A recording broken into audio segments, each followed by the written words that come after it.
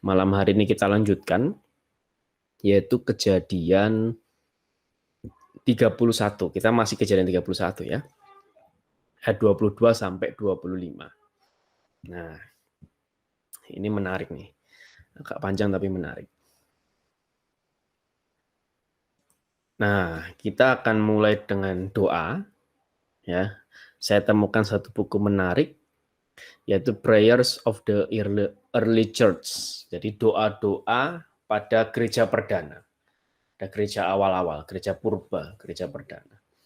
Nah, ini ada beberapa doa ya, mulai dari memang tercantum di perjanjian baru, lalu doa di abad pertama tapi yang tidak tercantum di perjanjian baru, doa dari abad kedua, abad ketiga, abad keempat, dan abad kelima. Nah, ini mungkin saya masih ada pertanyaan di bagian ini, Liturgy of Nestorians ini ya, karena yang saya tahu memang Nestorius itu kan seorang bidat sebenarnya. Nah, tapi maka nanti kita coba selidiki lagi. Nah, kita akan mulai doa.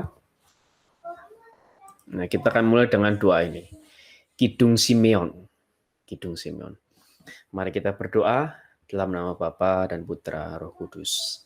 Amin. Sekarang Tuhan, biarkanlah hamba-Mu ini pergi dalam damai sejahtera, sesuai dengan firman-Mu. Sebab mataku telah melihat keselamatan yang daripadamu, yang telah Engkau sediakan di hadapan segala bangsa, yaitu terang yang menjadi pernyataan bagi bangsa-bangsa lain dan menjadi kemuliaan bagi umat-Mu Israel. Kemuliaan kepada Bapa dan Putra dan Roh Kudus, seperti pada permulaan, sekarang, selalu, dan sepanjang segala abad. Amin. Santo Agustinus dari Hippo, Santo Hieronymus, Santo Yohanes Chrysostomus, doakanlah kami. Amin. Dalam nama Bapa dan Putra dan Roh Kudus. Amin. Nah, kalau kita baca, Kidung Simeon ini memang nampaknya seperti orang yang mau meninggal, gitu ya. Jadi kayak memang kayak orang yang mau meninggal, gitu. Kalau kita lihat Kidung Simeon ini, gitu ya. Nah, tapi menariknya adalah sebenarnya memang konteksnya adalah Simeon baru bisa meninggal dalam tenang karena memang Tuhan menjanjikan bahwa dia akan melihat Mesias. Dan dia sudah melihat Yesus saat Yesus masih bayi. Nah, tapi kalau kita tahu dalam sholat 7 waktu Gereja Katolik punya sholat 7 waktu ini ya, jangan salah nih.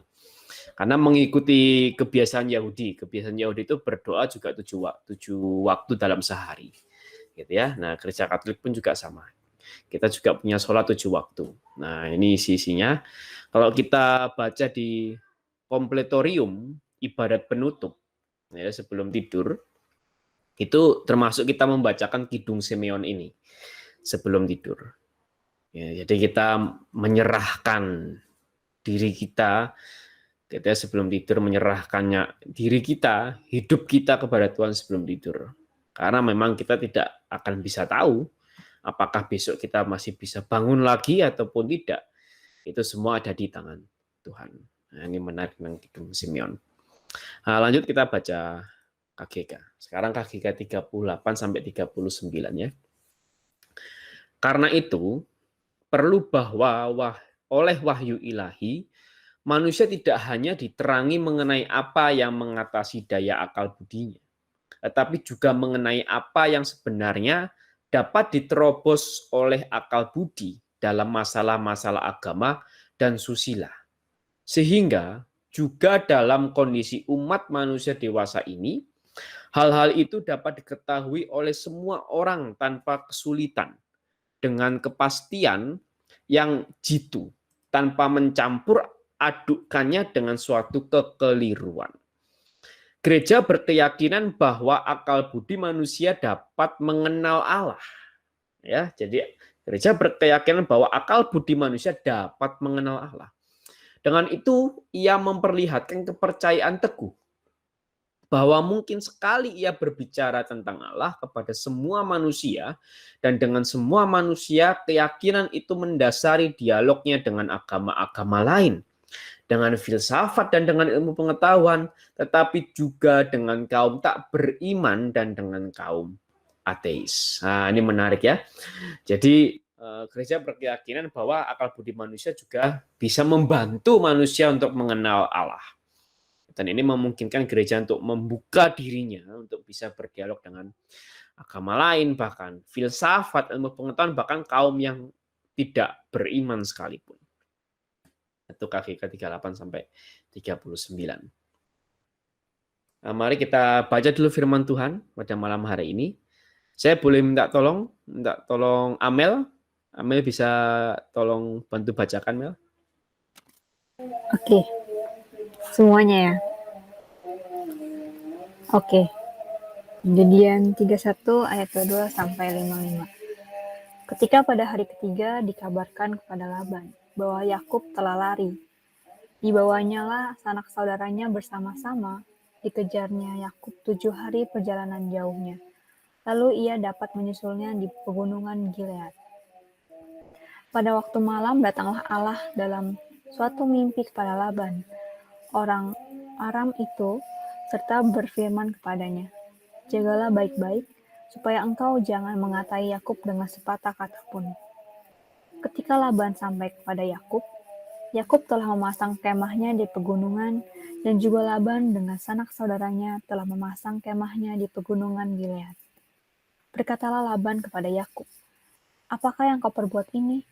Maka engkau mengakali aku dan mengangkut anak-anakku perempuan sebagai orang tawanan. Mengapa engkau lari diam-diam dan mengakali aku? Mengapa engkau tidak memberitahu kepadaku, supaya aku menghantarkan engkau dengan sukacita dan nyanyian dengan rebana dan kecapi? Lagi pula, engkau tidak memberikan aku kesempatan untuk mencium cucu-cucuku, laki-laki dan anak-anakku perempuan. Memang bodoh perbuatanmu itu. Aku ini berkuasa untuk berbuat jahat kepadamu. Tetapi Allah ayahmu telah berfirman kepadaku tadi malam, jagalah baik-baik, jangan engkau mengatai Yakub dengan sepatah kata pun. Maka sekarang, kalau memang engkau harus pergi, semata-mata karena sangat rindu ke rumah ayahmu, mengapa engkau mencuri dewa-dewaku?" Lalu Yakub menjawab Laban, "Aku tahu, karena pikirku jangan-jangan engkau merampas anak-anakku itu daripadaku. Tetapi pada siapa engkau menemui dewa-dewamu itu, janganlah ia hidup lagi. Periksalah di depan saudara-saudara kita segala barang yang ada padaku dan ambillah barangmu." Sebab Yakub tidak tahu bahwa Rahel yang mencuri terafim itu. Lalu masuklah Laban ke dalam kemah Yakub dan ke dalam kemah Lea dan ke dalam kemah kedua budak perempuan itu. Tetapi terafim itu tidak ditemuinya. Setelah keluar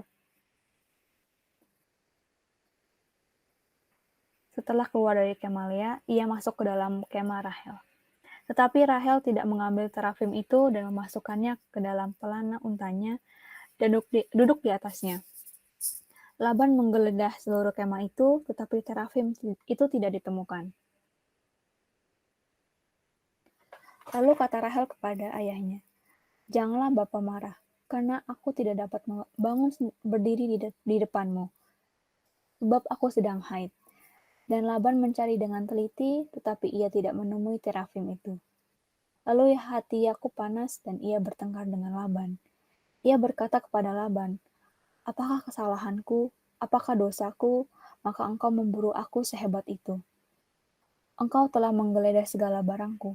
Sekarang apakah yang kau temui dari segala barang rumahmu? Letakkanlah di sini di depan saudara-saudaraku dan saudara-saudaramu, supaya mereka mengadili antara kita berdua. Selama 20 tahun ini aku bersama-sama dengan engkau. Domba dan kambing betinamu tidak pernah keguguran, dan jantan dari kambing dombamu tidak pernah kumakan. Yang diterkam oleh binatang buas tidak pernah kubawa kepadamu. Aku sendiri yang menggantinya. Yang dicuri orang, baik waktu siang, baik waktu malam, selalu engkau tuntut daripadaku. Aku dimakan panas hari waktu siang dan kedinginan waktu malam, dan mataku jauh daripada tertidur. Selama 20 tahun ini aku di rumahmu, aku telah bekerja padamu 14 tahun lamanya untuk mendapatkan kedua anakmu dan 6 tahun untuk mendapatkan ternakmu. Dan engkau telah 10 kali mengubah upahku. Seandainya Allah ayahku, Allah Abraham, dan yang disegani oleh Ishak tidak menyertai aku, tentulah engkau sekarang membiarkan aku pergi dengan tangan hampa. Tetapi kesengsaraanku dan jerih payahku telah diperhatikan Allah, dan Ia telah menjatuhkan putusan tadi malam. Lalu Laban menjawab Yakub, perempuan-perempuan ini anakku, dan anak-anak lelaki ini cucuku, dan ternak ini ternakku. Bahkan segala yang kau lihat di sini adalah milikku. Jadi, apakah yang dapat kuperbuat sekarang kepada anak-anakku ini, atau kepada anak-anak yang dilahirkan mereka? Maka sekarang, marilah kita mengikat perjanjian, aku dan engkau, supaya itu menjadi kesaksian antara aku dan engkau. Kemudian Yakub mengambil sebuah batu dan didirikannya menjadi tugu. Selanjutnya berkatalah Yakub kepada sanak saudaranya, kumpulkanlah batu. Maka mereka mengambil batu dan membuat timbunan. Lalu makanlah mereka di sana di dekat timbunan itu. Laban menamai timbunan batu itu Yegar Sahaduta, tapi Yakub menamainya Galed. Lalu kata Laban, timbunan batu inilah pada hari ini menjadi kesaksian antar aku dan engkau. Itulah sebabnya timbunan itu dinamakan Galed. Dan juga Mizba, sebab katanya, Tuhan kiranya berjaga-jaga antara aku dan engkau apabila kita berjauhan. Jika engkau mengaibkan anak-anakku, dan jika engkau mengambil istri lain di samping anak-anakku, ingatlah bahwa tidak ada orang dekat kita. Allah juga yang menjadi saksi antara aku dan engkau. Selanjutnya kata Laban kepada Yakub, inilah timbunan batu, dan inilah tugu yang kudirikan antara aku dan engkau. Timbunan batu dan tugu inilah menjadi kesaksian bahwa aku tidak akan melewati timbunan batu ini mendapatkan engkau. Dan bahwa engkau pun tidak akan melewati timbunan batu dan tugu ini mendapatkan aku dengan berniat jahat. Allah Abraham dan Allah Nahor, Allah ayah mereka, kira menjadi hakim antara kita. Lalu Yakub bersumpah demi yang disegani oleh Ishak, ayahnya. Dan Yakub mempersembahkan korban sembelihan di gunung itu. Ia mengundang makan sanak saudaranya, lalu mereka makan serta bermalam di gunung itu. Keesokan harinya, pagi-pagi, Laban mencium cucu-cucunya dan anak-anaknya serta memberkati mereka. Kemudian pulanglah Laban kembali ke tempat tinggalnya. Demikian sabda Tuhan. Syukur kepada Allah. Terima kasih Amel sudah membantu membacakan. Sama-sama. Nah, selamat datang yang baru bergabung. Nah, hari ini kita bahas mengenai Kejadian 31 ayat 22 sampai 55. Ya. Nah, tadi sudah kita baca firman, kita sudah berdoa juga. Nah, ini sesi kita saling sharing dulu. Ya, jadi sampai jam 8 kita akan saling sharing. Mungkin ada kesaksian atau mungkin ada pertanyaan mengenai perikop malam hari ini juga bisa. Nah, di jam 8, setelah jam 8, maka saya akan memberikan pemaparan mengenai perikop malam hari ini. Nah, ini panduannya. Ya, kita mungkin bisa menjawab dari panduan ini apa yang bisa kita pelajari dari Yakub, pelajari dari Laban, pelajari dari perjanjian antara Yakub dan Laban, kita pelajari dari Rahel, atau mungkin juga mau sharing yang lainnya, atau mau memberikan kesaksian atau mau bertanya, boleh, monggo, silakan.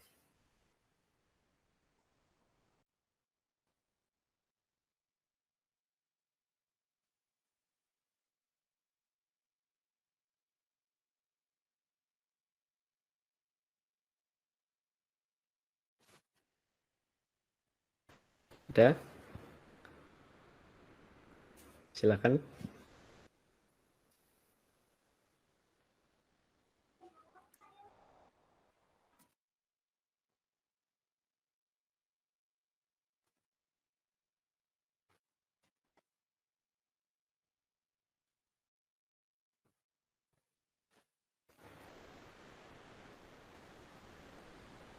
Mungkin Ko Peter dulu mau. Ya boleh lah. Monggo silakan sikat. Sini saya tertarik sama Laban karena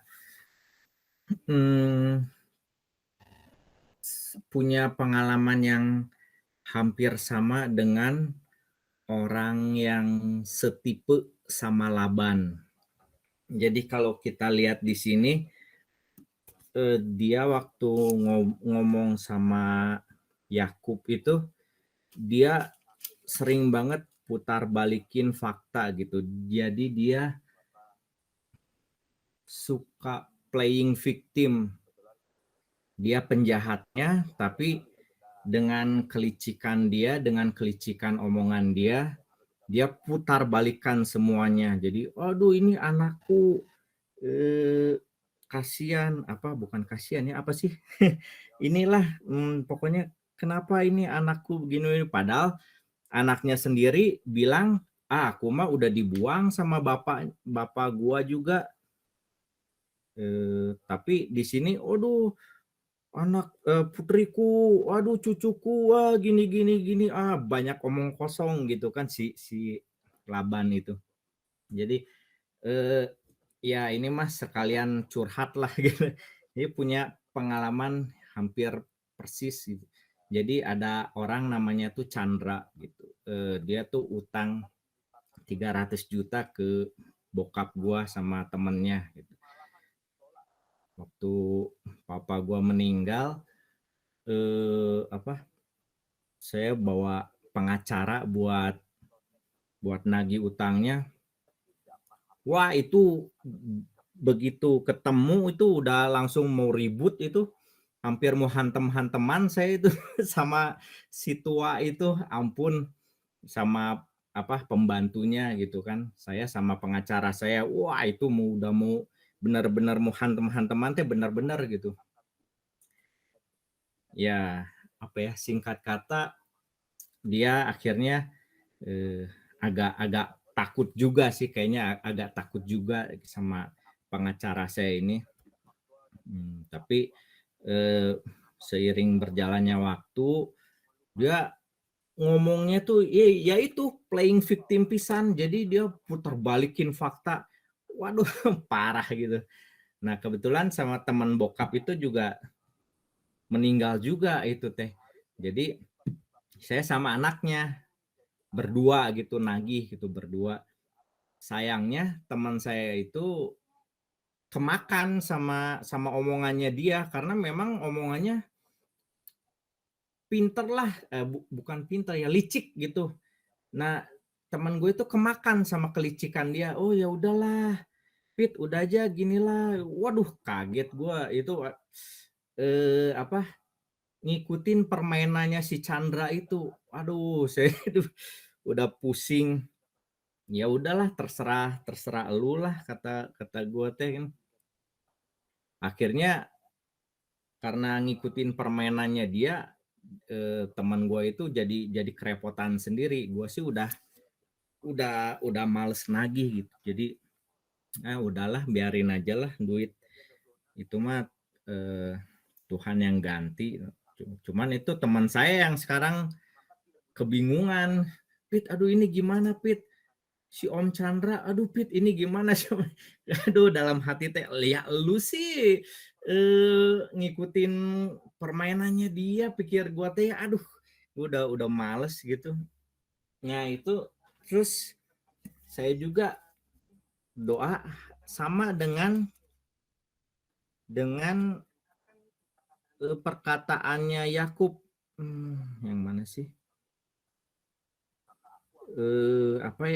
Biar Allah jadi hakim gitu ya di antara kita, yang mana ya, ada nggak sih? Ya pokoknya mah udahlah, pokoknya mah Tuhan ya jadi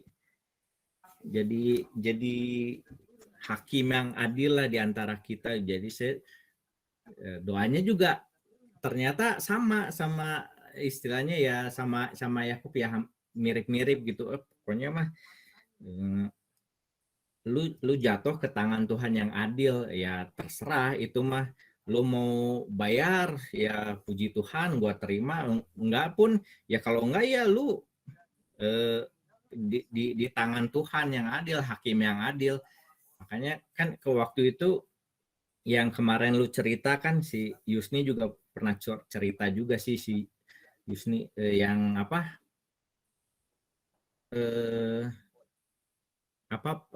bosnya yang tidak tidak apa bagiin bonus ya, nggak bagiin bonus ya, tapi kan kita mah nggak ngarepin kecelakaan, kita mah nggak ngarepin doa-doa yang jelek, tapi kan Tuhan turun tangan sendiri ya, pabriknya kebakar gitu kan. Ya saya pun ya doa, pokoknya mah terserah Tuhan aja itu mah. Kalau utang kan dibawa mati gitu kan, ngeri gitu. Utang 300 juta, utang dibawa mati, terus kalau lu mati gimana utang-utang lu gitu kan. Gue mah ngeri itu aja, ya terserah sih, kata pikir gue mah ya. Dengar kabar terakhir dia sekarang udah stroke, si Chandra itu udah stroke gitu. Wah ya, gue mah nggak tahu ya. Pokoknya mah saya doa terserah itu mah putusan Tuhan. Tuhan jadi hakim aja di antara kita, karena memang aduh mulutnya itu bener-bener inilah kayak Laban lah, diputar balikin semua tuh, fakta-fakta tuh diputar balikin sama dia. Aduh, playing victim. Aku menderita begini begitu, padahal yang menderita mah Yakub, dah gimana tuh yang kerja keras Yakub. Dia masih Laban mah cuman terima beres, terima jadi gitu kan, tapi kayak yang paling kita, padahal sebelum Yakub datang dia mah keadaannya biasa-biasa aja, begitu Yakub datang dia jadi kaya raya.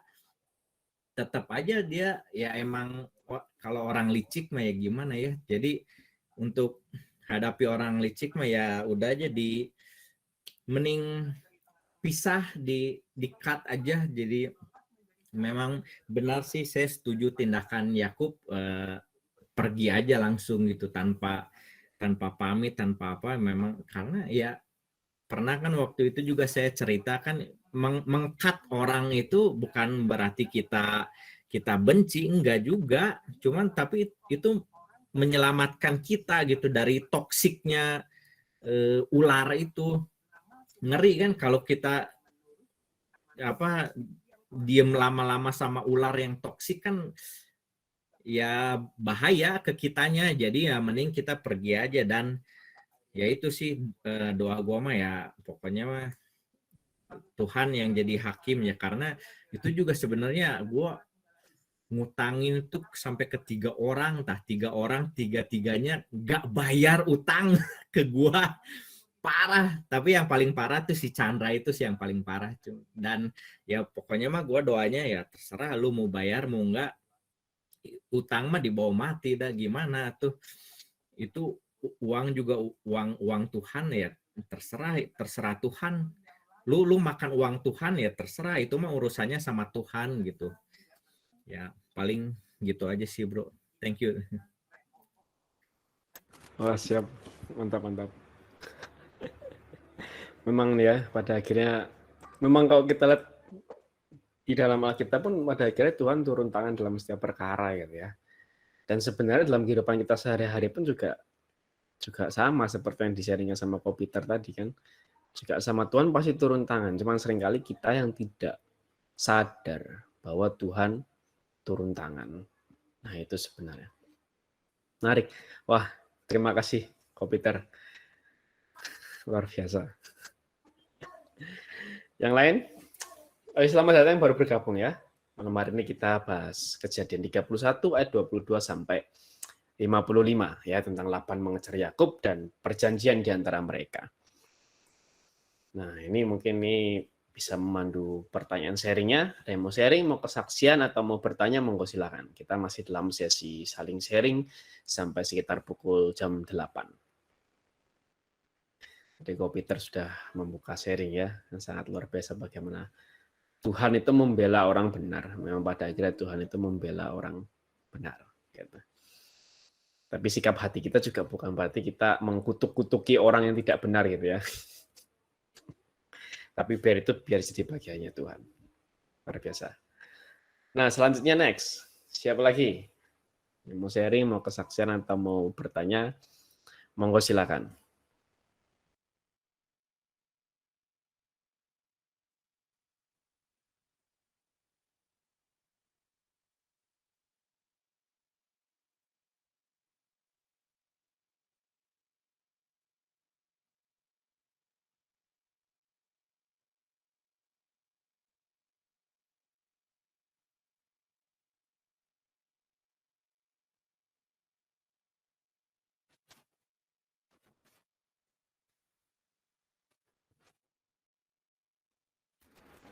Ada mungkin? Mungkin Bang Ambo atau Kak Yelin.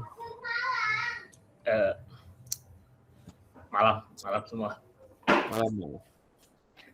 Ya, apa ya? Kalau yang saya lihat dari Yakub ini, menurut saya ini Yakub ini apa ya?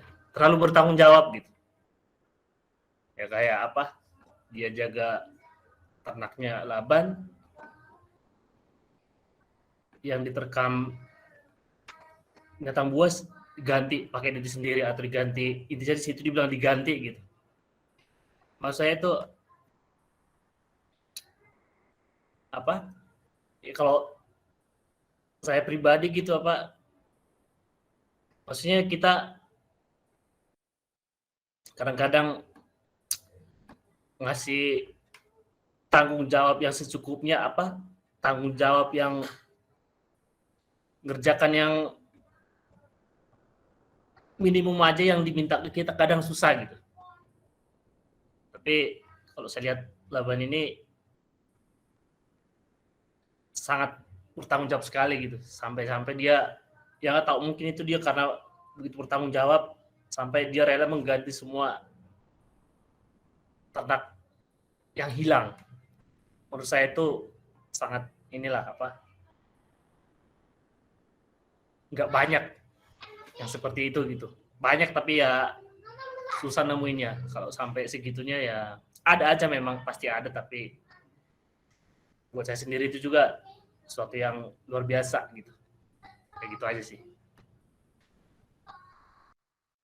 Wah, mantap. Terima kasih Bang Ambo. Tapi memang benar ya. Kita sudah berminggu-minggu kita bahas tentang Yakub gitu. Dan sangat nampak sekali bagaimana Yakub ini excellent-nya dalam pekerjaan, kejeniusannya, pekanya dengan keadaan. Yakub ini luar biasa. Wah, ini mantap sekali. Dan nanti kita singkapkan lagi, nanti saat di paparan saya akan singkapkan lagi satu karakter lagi Yakub yang tidak kalah luar biasa. Jadi memang mantap memang. Yakub ini memang mantap banget memang. Mantul gitu. Mantap banget memang Yakub ini. Gitu ya. Jadi karakternya itu bagus sekali sebenarnya. Punya karakter, punya sifat, punya attitude yang memang bagus sekali. Punya knowledge, punya relasi dengan Tuhannya memang luar biasa. Ya. Dan nanti saya juga akan kasih paparan lebih detail ya. Nah, yang lebih menarik lagi adalah sebenarnya kalau kita lihat ayat 39, ini sebenarnya Yakub itu tidak wajib untuk mengganti. Di sini kan yang diterkam oleh binatang buas, tidak pernah kubawa kepadamu, aku sendiri yang menggantinya. Ini sebenarnya di dalam hukum setempat di zaman itu, Yakub itu sebenarnya tidak berkewajiban untuk mengganti. Sebenarnya. Nah, maka ketika di sini dikatakan ternyata selama ini Yakub yang tidak berkewajiban mengganti, tapi dia mengganti, itu menunjukkan keekselenannya Yakub. Nah, nanti saya tampilkan lebih detail ya, di mana itu tertulis bahwa Yakub memang tidak wajib untuk mengganti. Terima kasih Bang Ambo, luar biasa, dan memang betul mencari orang seperti ini tidak mudah, karena apalagi zaman sekarang orang lebih banyak untuk memang tidak suka proses gitu ya, tidak suka proses, tidak suka didikan, tidak suka kesetiaan, ketaatan gitu, proses terus gitu ya, bagaimana tidak apa ya, belajar untuk ini kan sesuatu yang tidak diinginkan kan, binatang domba diterkam binatang buas kan sesuatu yang tidak diinginkan ya. Tapi Yakub menerima itu, bahkan dia menggantinya padahal tidak wajib mengganti. Dan memang orang-orang seperti ini zaman sekarang sangat susah sekali gitu. Dan saya pikir kita berlomba-lomba untuk menjadi seperti Yakub ini. Karena ini kalau kita punya karakter kayak Yakub ini, saya pikir akan sangat bermanfaat khususnya di pekerjaan. Gitu ya. Saya nggak usah bicara tentang hal rohani gimana-gimana, khususnya dalam hal pekerjaan ini pasti orang yang paling dipegang, orang yang paling disayang, orang yang paling banyak berkat lah, saya percaya. Luar biasa. Terima kasih Bang Ambo atas sharingnya.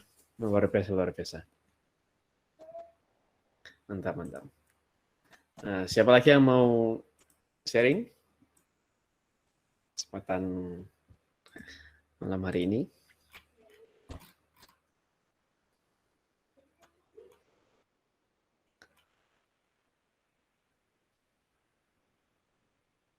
Tristan mungkin, atau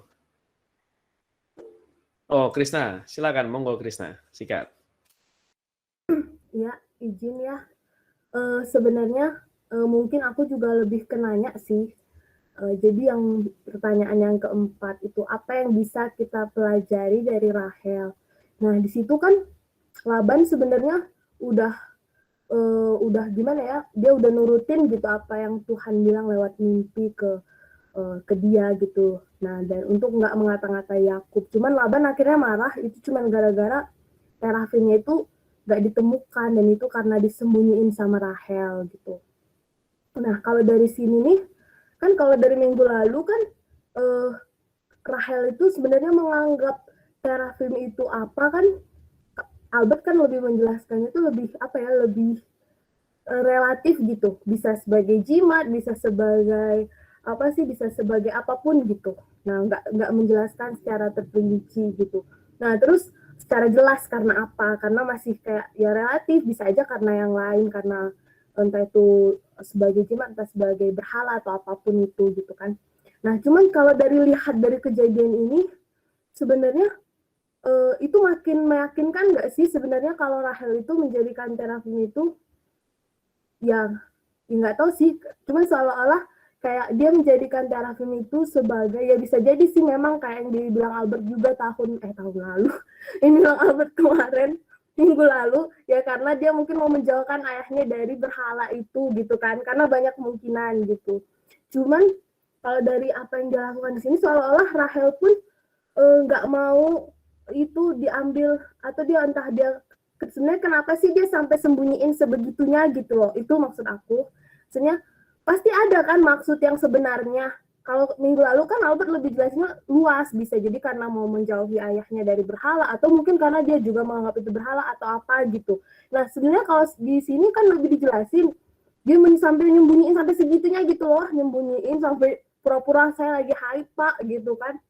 Saya nggak bisa berdiri sampai segitunya gitu, sampai didudukin. Dan kalau dia ngedudukin, kalau dia nganggap itu berhala, seharusnya dia nggak berani dong dudukin. Seharusnya dia kayak ngerasa kayak, aduh ini kan Tuhan aku, ini kan jimat aku, masa aku dudukin, seharusnya gitu kan. Tapi sebenarnya apa sih maksud terdalamnya? Apakah memang Rahel ini udah ngikut suaminya si Yakub yang nggak lagi menyembah berhala, tapi menyembah Allah, yaitu Allah Abraham, Allah Ishak, Allah yaitu kan.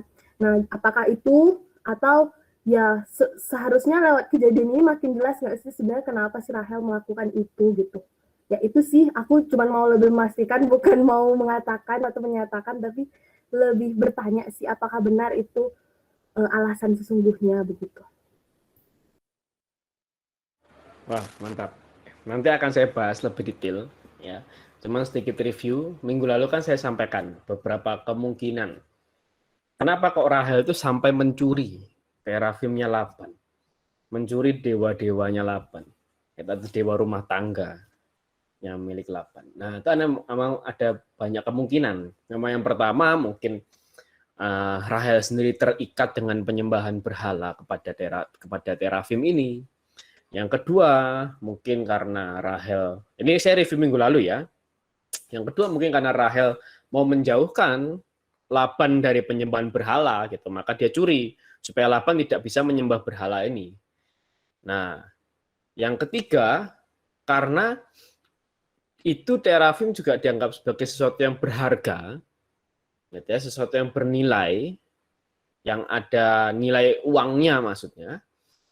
Dan kita baca juga bahwa minggu lalu kan kita baca Rahel dan Lea itu tidak mendapat mas kawin. Jadi mas kawin yang sudah dikasih oleh Yakub berupa kerja kerasnya harusnya diberikan oleh Laban kepada Rahel. Tapi minggu lalu kita bahas Rahel dan Lea tidak mendapatkan mas kawin itu, tidak mendapatkan apa-apa. Nah, jadi kemungkinan yang ketiga itu bahwa ada kemungkinan tiga apa keempat tadi ya. Lah, kemungkinan lain itu bahwa jadi ada kemungkinan dia mau sebagai ganti mas kawinnya aku ambil aja terafim ini karena terafim ini punya nilai. Nah, atau kemungkinan yang terakhir yaitu bahwa terafim ini sebagai bukti kepemilikan ahli waris. Gitu. Jadi kalau minggu lalu juga sudah saya sampaikan dalam temuan-temuan arkeologi, khususnya teks Nuzi ya, saya sampaikan yang sejaman atau bahkan sebelum zaman Yakub ini, bahwa ternyata terafim ini juga bisa menjadi bukti kepemilikan ahli waris. Dalam persidangan kuno itu bisa sebagai bukti. Gitu. Nah, itu kemungkinan yang ada. Dan tadi sudah sedikit Krisna buka. Memang kata kuncinya ada di tadi. Nah, ini kata kuncinya di sini nih. Ini kata kuncinya. Ya kan? Rahel mengambil terafim itu, memasukkan dalam pelana dan duduk di atasnya. Nah, ini kata kunci. Ini kata kunci yang pertama. Gitu ya, duduk dia, jadi dia menduduki terafim itu. Ini kata kunci yang pertama. Tadi sudah juga dibuka sama Krisna ya. Dan kata kunci yang kedua adalah mana tadi? Nah, kata kunci yang kedua ini. Ini kata Laban. Allah Abraham dan Allah Nahor, Allah ayah mereka, kiranya menjadi hakim antara kita. Nah, ini perkataan Laban ini yang bilang ini ya. Baru Yakub bilang, lalu Yakub bersumpah demikian disegani oleh Ishak ayahnya. Gitu. Tapi Laban bilang Allah Abraham dan Allah Nahor, Nahor ini bapaknya Laban. Allah Abraham dan Allah Nahor, Allah ayah mereka, kiranya menjadi hakim antara kita. Nah, ini juga kata kunci untuk menjelaskan. Nah, nanti di paparan yang paling nomor 1, saya akan menjelaskan tentang itu. Jadi nanti akan mengkerucut kepada satu kemungkinan saja. Gitu. Nah, kemungkinannya mana? Nah, kita tunggu nanti ya. Kita akan mengerucut pada satu kemungkinan saja. Nah, itu akan memperkuat bagaimana kebiasaan Laban dan keluarganya ini. Dan kenapa sampai Rahel, ya kan Ribka itu ibunya Yakub Ribka itu ibunya Yakub. Sampai Ribka bilang kamu datang ke Mesopotamia, ke kota Nahor, ke saudaraku yaitu Laban dan ambil istri dari sana. Nah, itu. Kenapa sampai Ribka bilang seperti itu? Nah, nanti akan terjawab di paparan yang pertama ya. Jadi mohon bersabar. Oke, mantap. Terima kasih Krisna. Membuka trailer paparan pertama. Mantap, terima kasih. Mantap. Karena memang kita tidak bisa memahami teks. Kan Yakub ini hidup sekitar abad ke-18, abad ke-19 sebelum Masehi gitu ya. Jadi kita tidak bisa memahami pemikiran orang yang hidup hampir 4.000 tahun yang lalu dipahami dengan pemikiran orang yang hidup di abad 21 sekarang. Itu susah pasti. Maka kita harus melihat sudut pandang dari yang sejaman gitu ya. Maka waktu sejak saya membahas Abraham, Ishak, Yakub, saya terus tampilkan itu. Teks Nuzi, teks Mari, temuan arkeologi Nuzi, Mari, Undang-Undang Hammurabi, Undang-Undang Lipit Ishtar, itu temuan-temuan arkeologi, hukum-hukum yang sejaman dengan hukum mereka. Dengan hukum-hukum para bapak-bapak bangsa ini. Nah, maka kita akan menilai kejadian, menilai tingkah laku mereka juga berdasarkan hal-hal tersebut supaya kita bisa tahu apa maksud sebenar-benarnya Rahel ini mencuri. Bahkan sebegitunya dia menyembunyikan terafim atau dewa-dewanya bapaknya. Begitu. Terima kasih Krishna ya. Maka bersabar ya. Kita nanti tunggu di paparan saya. Ya, maka jangan leave dulu. Bersabar. Terima kasih Krishna. Mantap. Next. Nah, kita saling sharing dulu ya sampai sekitar jam 8. Ada lagi yang kira-kira mau sharing, mau kesaksian atau mau bertanya? Nah, monggo silakan. Selamat datang yang baru bergabung ya. Kita hari ini bahas Kejadian 31 ayat 22 sampai 25 tentang Yakub lari dari Laban dan mereka membuat perjanjian. Nah, tentang itu. Monggo silakan yang mau sharing, kesaksian atau mau bertanya. Monggo.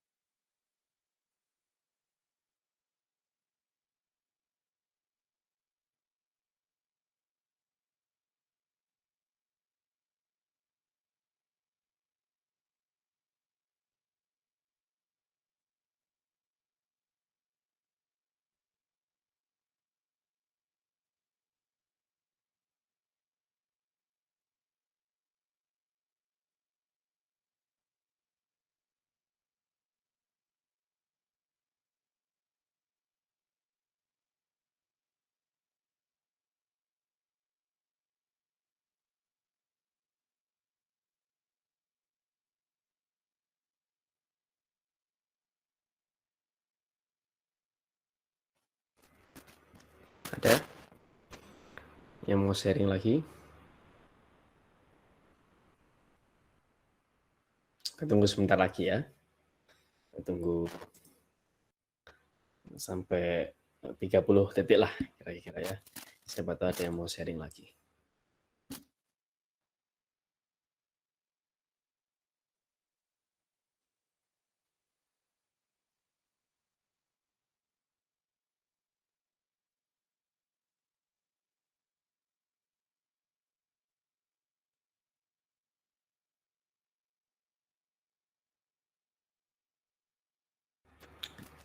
Tidak ada yang mau sharing lagi? Oke, kalau tidak ada kita akan lanjut ke pemaparan ya. Nah, saya akan menampilkan beberapa pemaparan, cukup banyak pada kesempatan hari ini. Ada 4, kalau nggak salah, ada 4 hal yang mau saya sampaikan.